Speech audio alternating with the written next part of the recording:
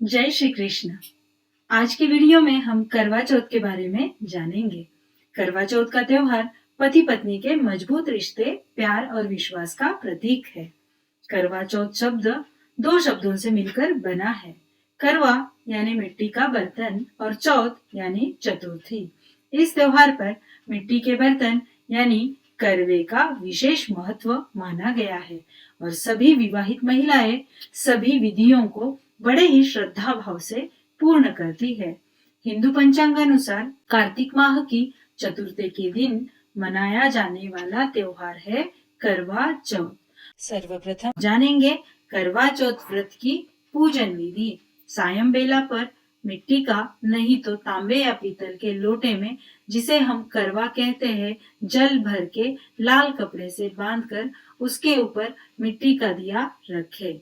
उसमें बाजरे का कनीस, बेर, आंवला, इमली, चौली की सेंग, पैसा, सुपारी रखकर गणेश जी की स्थापना कर दीवार पर चौथ माता निकालकर पूजा कर लेवे।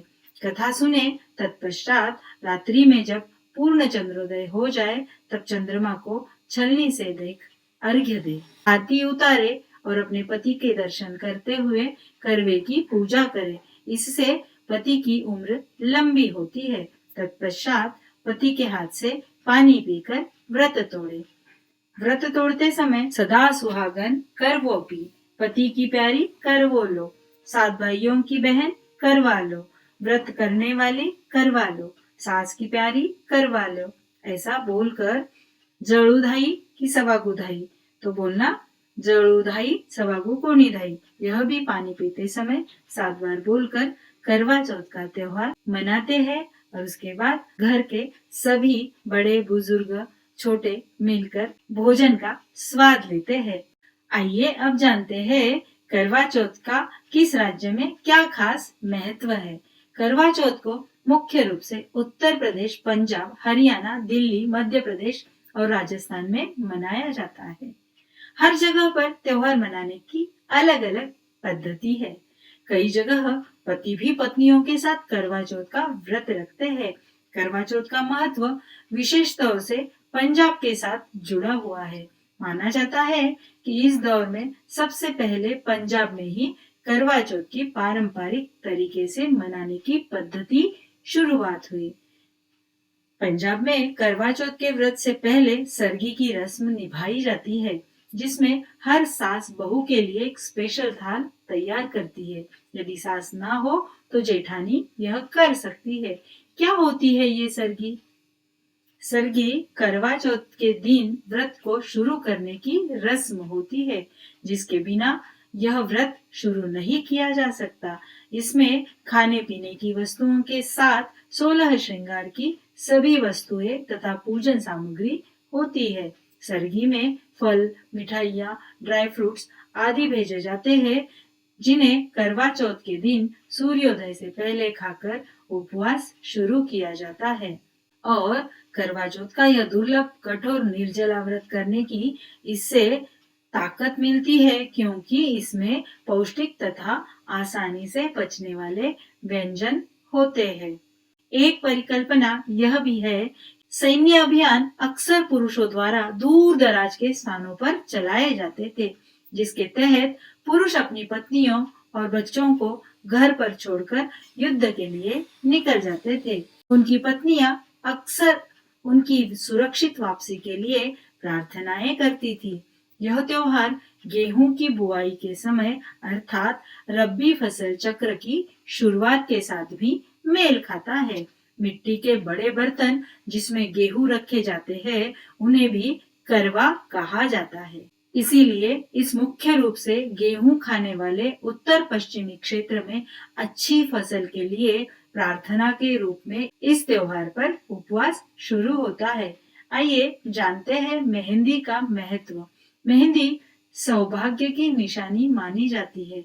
भारत में ऐसी मान्यता है कि जिस लड़की के हाथों में मेहंदी ज्यादा गहरी रचती है, उसे अपने पति तथा ससुराल से अधिक प्रेम मिलता है।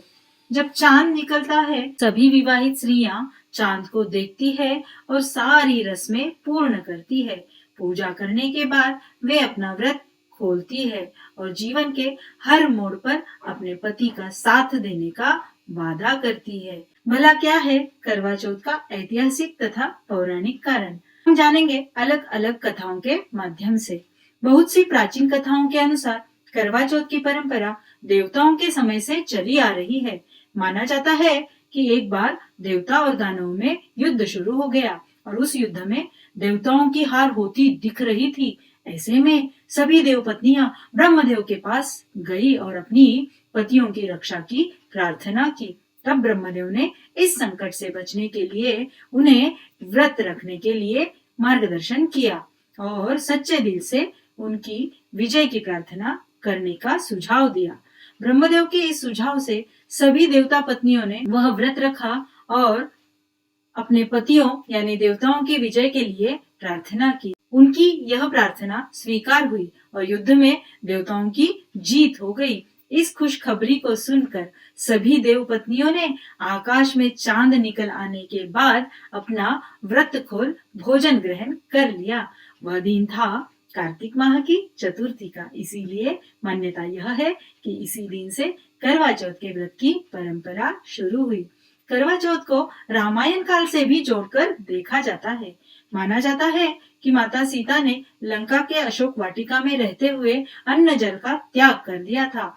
इसके बाद देवताओं ने प्रकट होकर उन्हें आश्वासन दिया और उन्हें खीर खिला दी। वह दिन कार्तिक मास की चतुर्थी का ही था, इसीलिए एक मान्यता यह भी है कि सीता जी ने ही करवा चौथ का व्रत पहली बार किया था। आइए अब महाभारत कालीन एक कथा यानी के पौराणिक मान्यता सुनते हैं। कहा जाता है कि द्रौपदी ने भी यह व्रत रखा था। एक बार अर्जुन तपस्या के लिए नीलगिरी पर चले गए थे और उनकी अनुपस्थिति में बाकी पांडवों को कई समस्याओं का सामना करना पड़ा। हताशा से बाहर आकर द्रौपदी ने कृष्ण को याद किया और मदद मांगी। कृष्ण ने उन्हें याद दिलाया कि पहले एक अवसर पर जब पार्वती ने ऐसी ही परिस्थिति का सामना किया तो शिव से मार्गदर्शन मांगा था। तो शिव ने उन्हें करवा चौथ के व्रत रखने की सलाह दी थी। यह सुन द्रौपदी ने भी पूरे निर्देशों का पालन कर अनुष्ठान के साथ व्रत रखा। परिणाम स्वरूप पांडव अपनी समस्याओं पर काबू पाने में सक्षम हुए। फिर मिलेंगे अगले त्योहार विशेष में इसी प्रकार की जानकारी के साथ। जय श्री कृष्ण।